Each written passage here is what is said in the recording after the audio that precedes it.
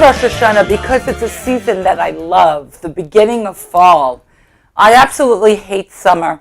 I hate the heat, I hate the beach, because there is no bathing suit big enough to cover what I want to hide.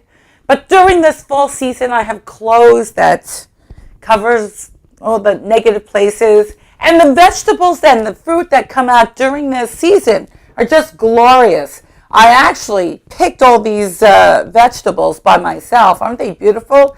Oh, wait a minute. Let me show you this thing. Yes, I picked this squash. This is a squash. And I would say it's a very happy squash, don't you think? But anyway, one of the things that we have that we love during this Rosh Hashanah season is apples. We dip apples in honey so that we hope for a good and sweet new year to come. And let me show you what I'm going to be showing you how to make. Very simple things. Now, during Rosh Hashanah, I set out a lot of apples and honey. And honey sticks are actually very nice. They're clean. They last forever. But another thing you can do, which will make kids, you can use the kids to help you in the kitchen, are these apple honey pots. And I'll show you how to do that. They're really very cute. And instead of these honey sticks, you could set them out here, make a display. The other thing I'm going to show you how to do are these for the kids, are these cute little apple heads. You know, we have Mr. Potato Head. I spit on Mr. Potato Head. You want Mr. Applebaum.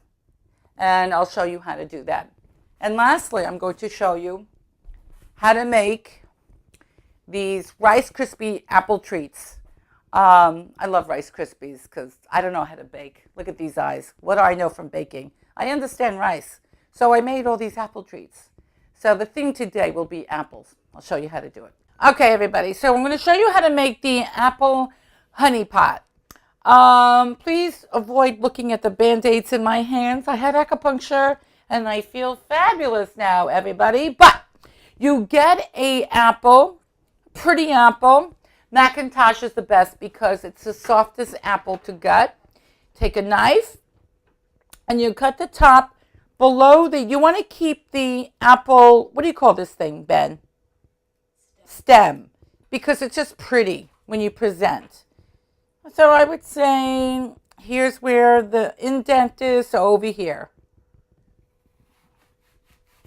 Okay. Now, you take a melon baller, and all you do, everybody, is just take out the guts of the apple.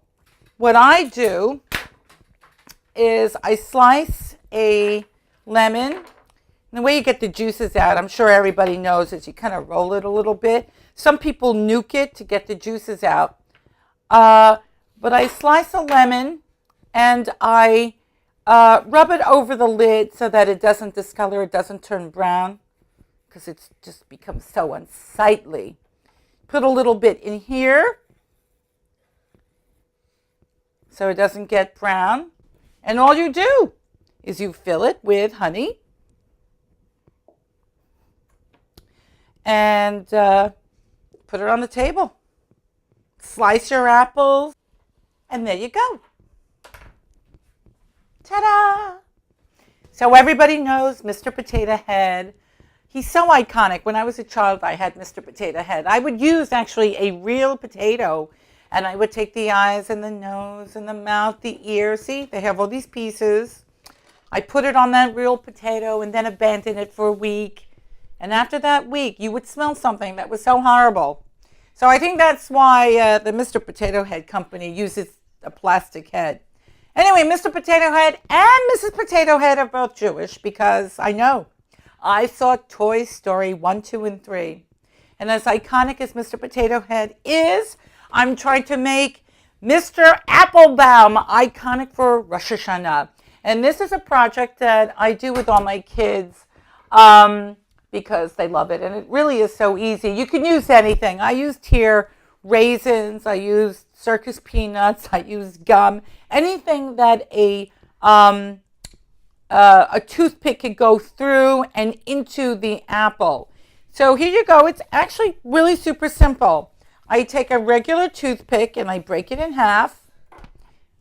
See, this is once a full toothpick, broke it in half. Start with the eyes.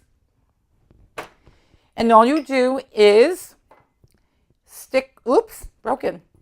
You stick the toothpick through the raisin till almost the end. You need a little room here to hold, and you put it in the apple. There you go. Here's an eye. Take another raisin, take another toothpick, stick it through the raisin, pull it towards almost the end, give a little space for you to hold on, and here's another eye. And then, of course, as I did here, I made a smiley mouth. Now, you could use gummy worms, anything, to any kind of, what do you call that, fruit, leather. It all works, and ultimately, you will have Mr. Applebaum. Okay, so now I'm going to show everybody how to make these wonderful Rice Krispie treats, apple things. They're really a lot of fun. Kids love making them. They're fun to eat. They're things that you need. So simple. You know what it is? It's the Rice Krispie treats, just shaped into an apple. You need the measuring cup. You're going to need butter. You need, of course, any kind of rice cereal, marshmallows, red food coloring, cake icing, and any kind of grease for your hands so you can mold it. Now, you also need pretzels and any kind of leather, apple leather kind of, not apple, this happens to be apple leather, but any kind of fruit leather. All these things I bought are kosher. And you know, it's interesting, I found all these things in a kosher supermarket, everything but perhaps the marshmallows. I found these kosher marshmallows in the kosher store. For today, I'm going to use the regular marshmallows. Pot, put on the heat, medium heat. Take your butter. It's about 3 spoonfuls of regular butter. Now, of course, you can use margarine. I like butter. It has a really great taste. And when the pot gets a little bit hot, sort of like medium hot, put your butter in and you wait for it to melt. In the meanwhile, you open up your marshmallow bag. I'm going to make red apples. You can make any other golden, delicious, or green apples. I was a little surprised how it came out. I thought I would want a fully red apple. But, you know, this actually looks more like an apple should look. I mean, aside from a red delicious, apples tend to have shades of red. Butter has melted. Now it is time to put in the marshmallows.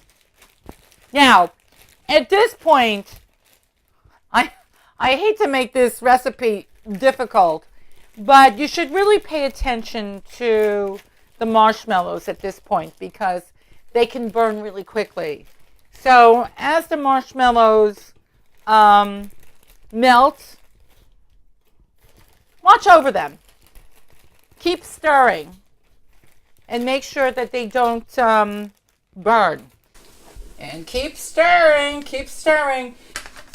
Now at this point, you could take food coloring, and as the marshmallows melt, it'll make a more kind of even color. So if you're going to put the red for red apple or green for green apple, and you want them all equal, the coloring to be equal throughout, this is the part, this is the time when you put the food coloring. I'm not going to do that. I think this recipe comes from way before I was born, and believe me, ladies and gentlemen, I am old. My parents, who are Korean, were excited that you can make any dessert out of rice. They never liked cakes. cupcakes, cookies. It was too sweet. But this was something that they got. They liked rice, anything that had a rice. Now we have glutinous rice Korean desserts. Glutinous, the word glutinous will never have an appeal in America. So the Japanese called it mochi. They added a sweet mashed bean paste in the middle. I tend to like that. But this is something that, especially in the 50s when I was born, we had, what we used to do was just make the Rice Krispie treats and smash it in a casserole dish or any kind of square pan and cut them in squares, and we ate them throughout the day. Putting in the cereal, as I said before, it's 6 cups. At this point is when I put the red food coloring in. And you could put as much or as little, whatever you want. I think I put in a lot in. Stir it. And as you stir it, you can see if you like the coloring, if you want to add more. I think maybe I put in enough. Okay. Yeah, this is a really great color. This is marvelous. Oh my goodness. I love this color. It's a little bit better than my first batch. Okay. All right. And I think we have a great consistency.